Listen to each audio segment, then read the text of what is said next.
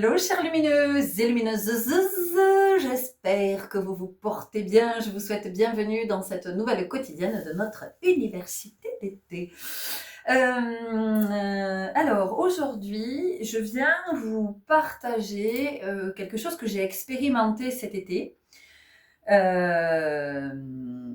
évidemment que je l'ai expérimenté pour pouvoir vous partager ensuite les habits.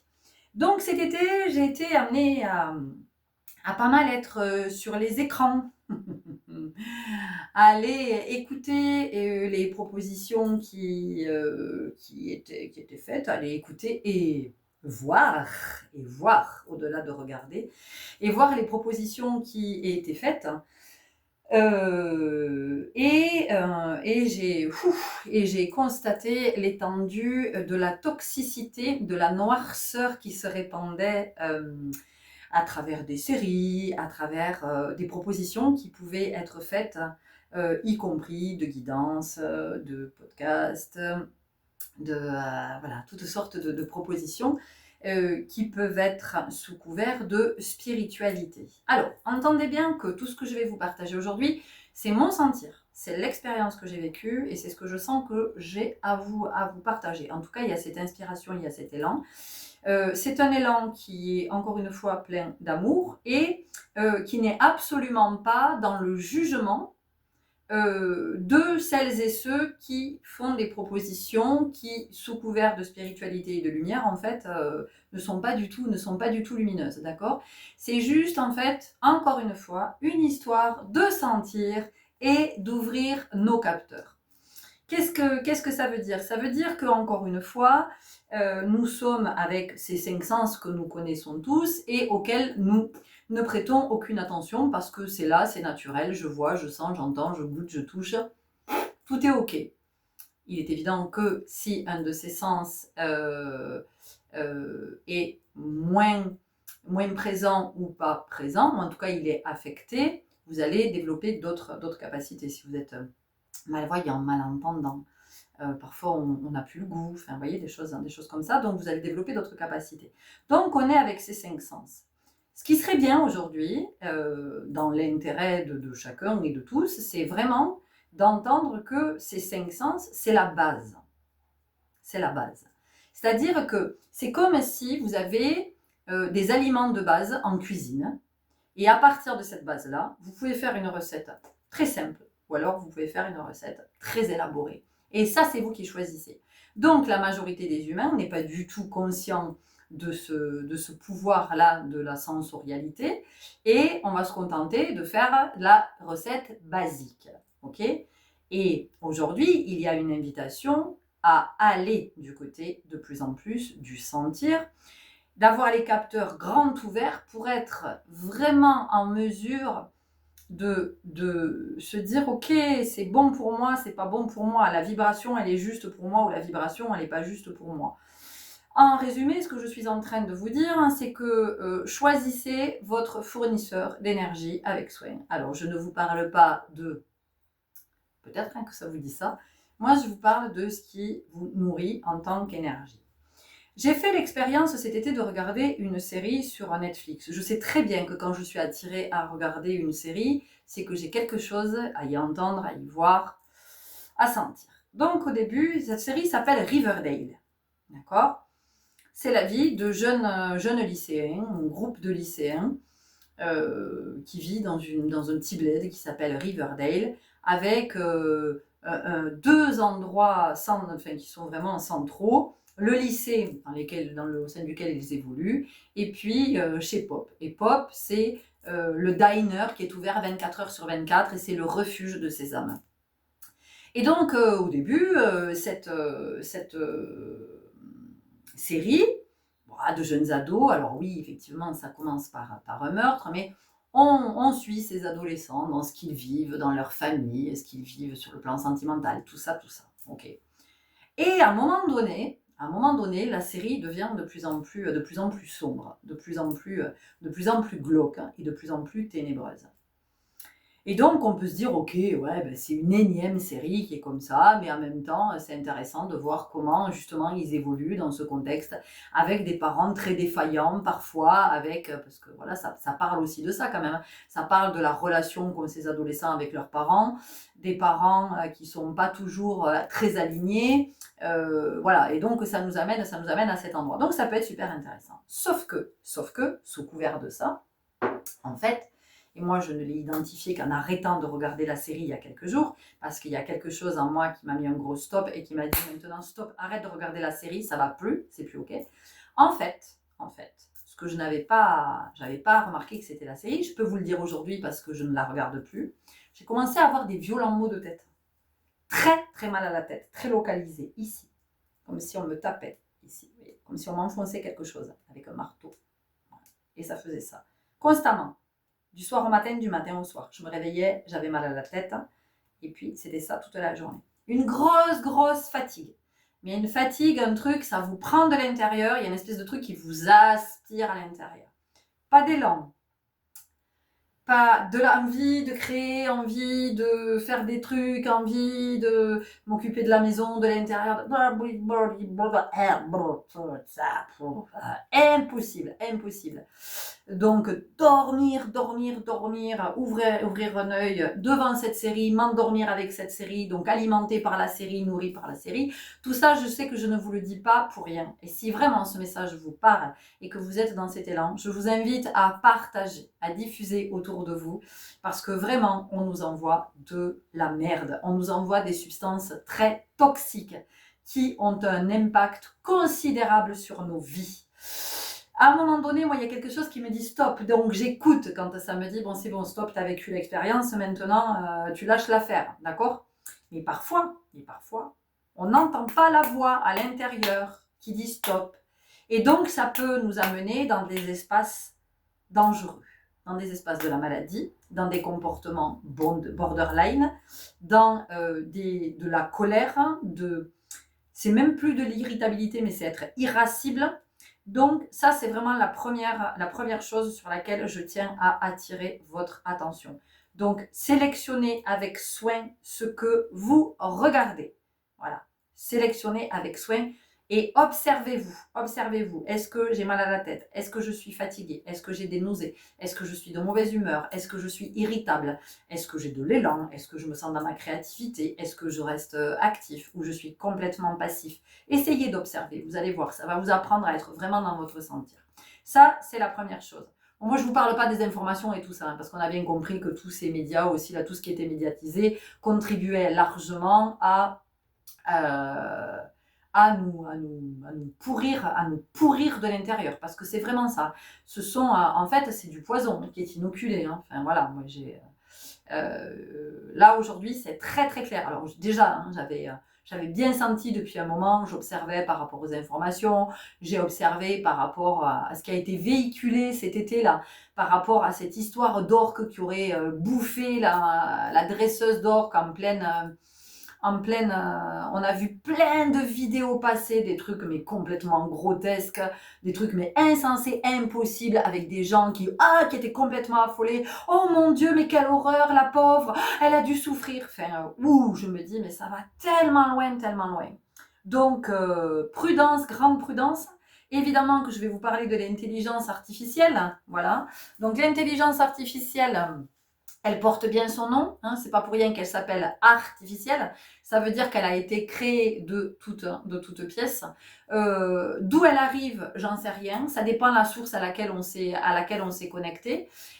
C'est comme tout, c'est-à-dire que la technologie, elle est extraordinaire dans certains contextes, et dans d'autres contextes, c'est du poison et c'est une bombe à retardement. Il est évident que la technologie, elle est extraordinaire, par exemple, ne serait-ce qu'aujourd'hui, moi je suis très heureuse de pouvoir vous partager ce que j'ai à vous partager comme ça en passant par une plateforme.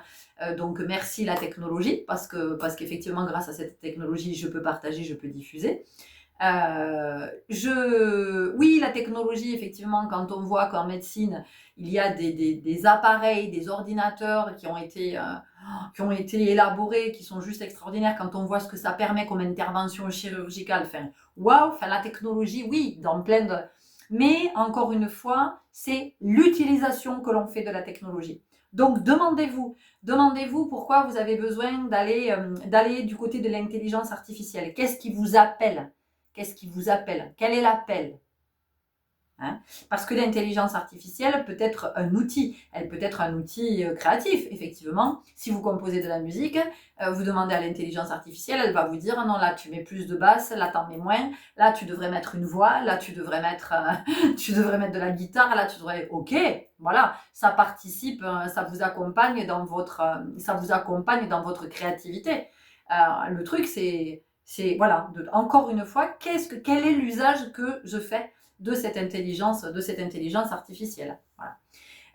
La seconde chose que je voudrais, ou la troisième, je ne sais pas comment on peut le dire, j'attire votre attention sur tout ce qui est proposé en termes de podcast, de guidance et tout ça.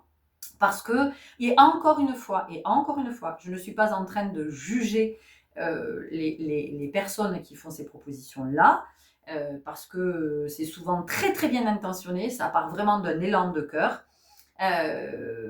Mais je vous invite toutefois à être très à l'écoute, encore une fois, de ce que ça provoque en vous quand vous écoutez cette guidance, ou ce podcast, ou ce live, ou cette émission. Parce que là encore, sous couvert de spiritualité et de lumière, il y a des messages qui passent.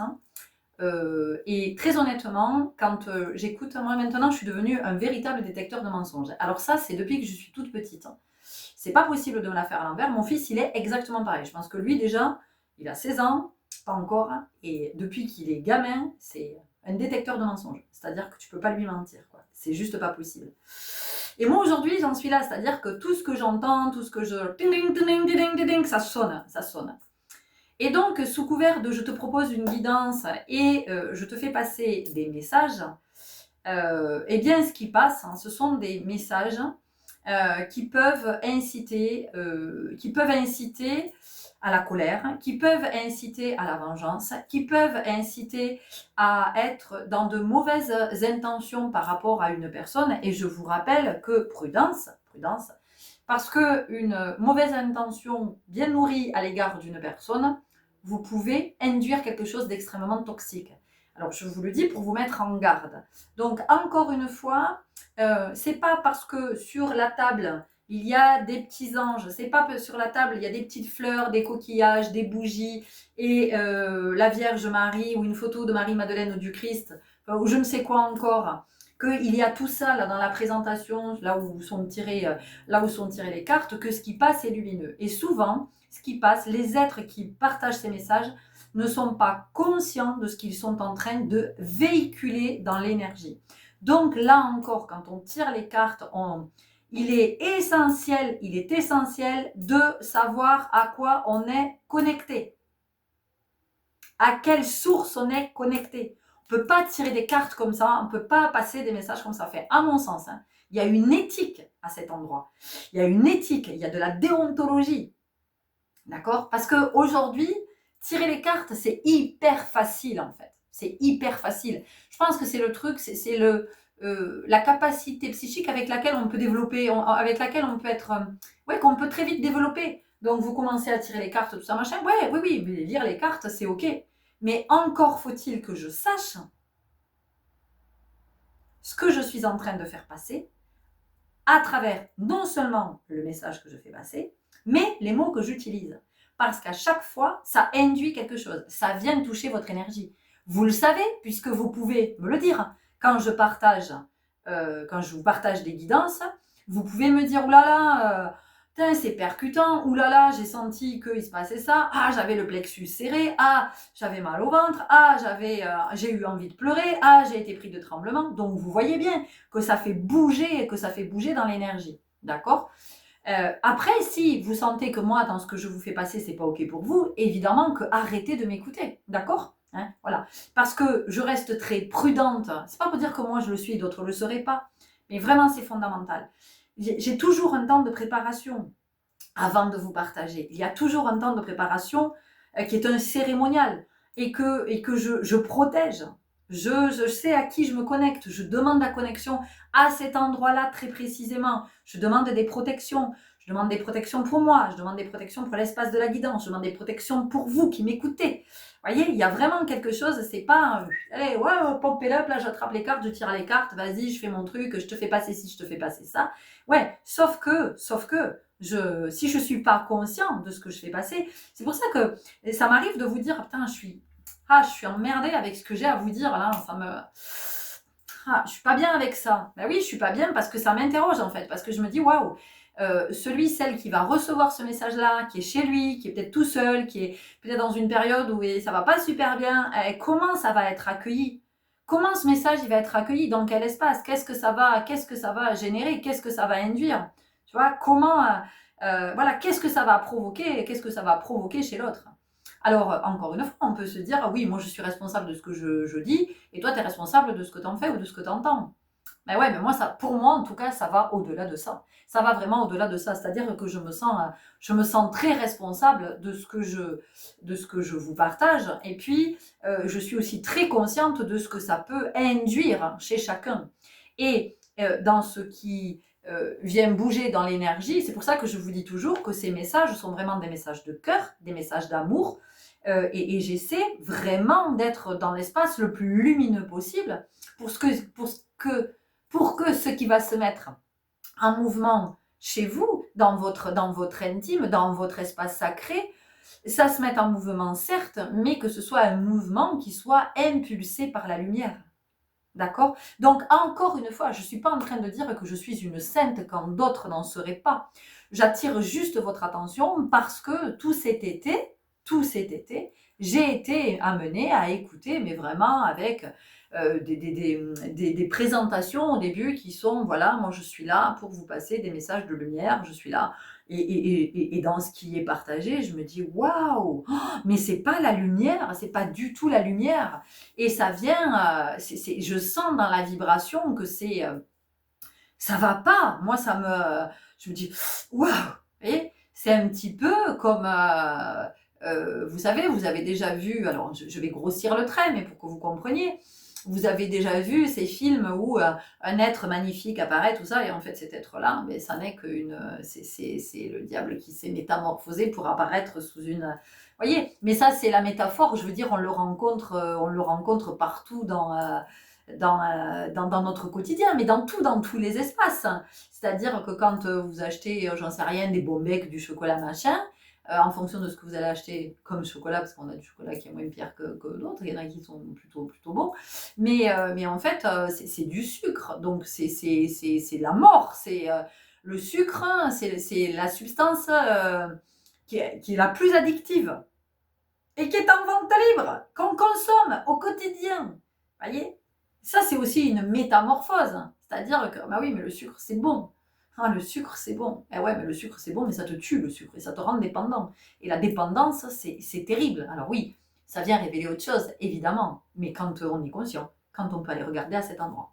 Donc aujourd'hui, mes amis, alors vous ferez bien ce que vous voulez, évidemment, mais il y a cette invitation au discernement, cette invitation à la lucidité, à la clairvoyance, et vraiment au sentir.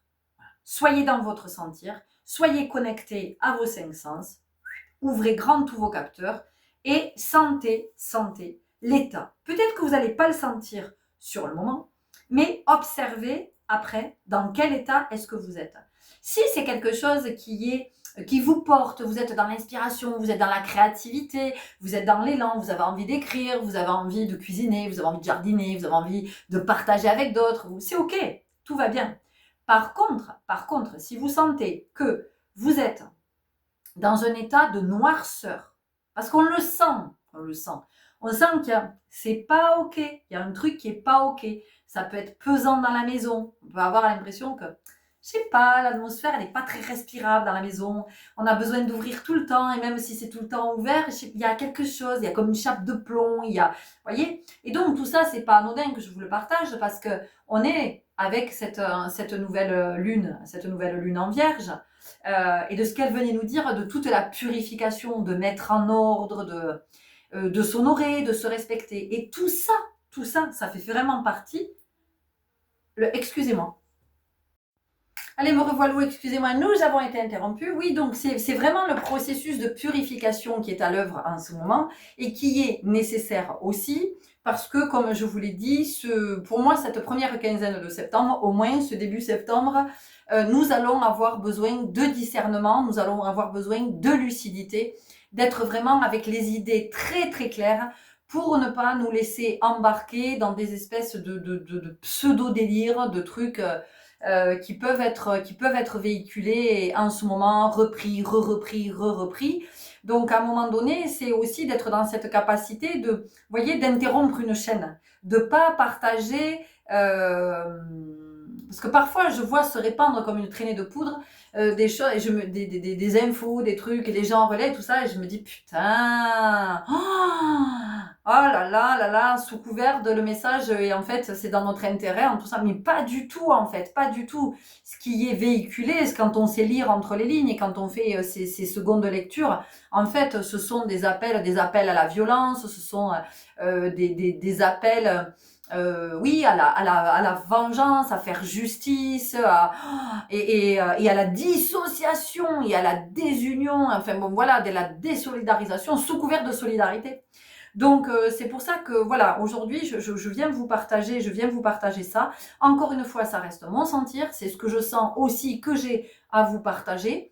Après, ce que je voudrais vous dire, c'est que il y a aussi quelque chose qui peut être vachement subtil à cet endroit, c'est que quand il y a des guidances, moi, que j'écoute, ou des podcasts, ça me dérange, mais ça me dérange parce que ça vient déranger quelque chose en moi qui n'a pas envie d'être dérangé, vous voyez.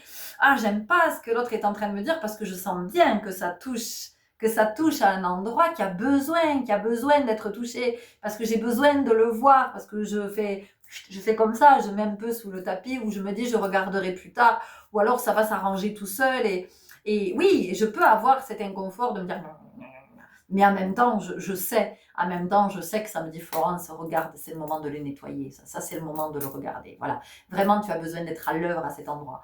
Et oui, ça peut créer un peu d'inconfort dans le corps, parce que ça fait bouger dans l'énergie, d'accord? Ça fait bouger dans l'énergie, ça peut fatiguer, mais la fatigue, ça sera jamais la même. C'est une fatigue de quelque chose qui lâche, en fait. C'est ça. Et c'est pas la fatigue, je suis comme ça et je suis complètement anesthésiée. Voilà, anesthésiée, parce que c'est ça, en fait. Il faut savoir qu'il y a plein de séries, de films, qui nous anesthésient de plus en plus. Voilà. Donc, j'ai envie de vous inviter à être attentif, à être vraiment, mais c'est encore une belle opportunité de nous connecter à notre sentir, hein, de développer, ça, parce que ça, c'est un vrai pouvoir. Hein. Et puis quand on commence à être vraiment à cet endroit, à être à l'écoute, eh bien, on devient un vrai détecteur de mensonges. Voilà, et donc c'est quand même chouette de pouvoir, parce que quand on devient un détecteur de mensonges, évidemment qu'on détecte aussi le mensonge en soi. Et oui, parce que c'est quand même ça. Voilà. Donc écoutez, c'est ce que j'avais à cœur de vous partager aujourd'hui. Vous nous direz ce que vous avez envie de nous dire par rapport à ça. Si vous aussi, vous avez constaté qu'il y avait peut-être des séries ou des films que vous avez vus, qui vous ont, voilà, vous avez senti que ça provoquait quelque chose et que votre état s'améliorait une fois que vous arrêtiez de regarder, ou peut-être sur les plateformes, sur les réseaux, de choses que vous avez pu entendre et vous avez senti qu'effectivement c'était pas ok de ce que ça induisait avec vous.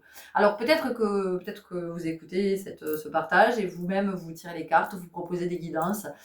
Vous êtes, je vais le mettre entre guillemets, thérapeute, parce qu'aujourd'hui ce terme pour moi il est utilisé.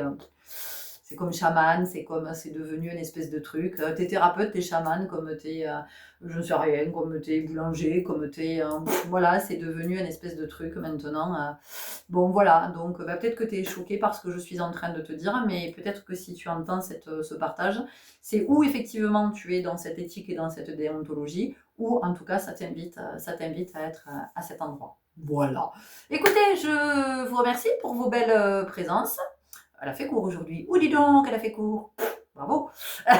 C'est l'esprit de synthèse. Voilà, prenez soin de vous, prenez soin de ce que vous écoutez, observez, comment vous êtes dans votre corps, dans votre humeur, dans votre état. Observez l'état induit. Et puis encore une fois, si vous êtes dans l'élan de partager, ben écoutez, partagez. Bienvenue si vous nous rejoignez. Prenez grand soin de vous et je vous dis à demain. À demain pour notre quotidienne. Ciao!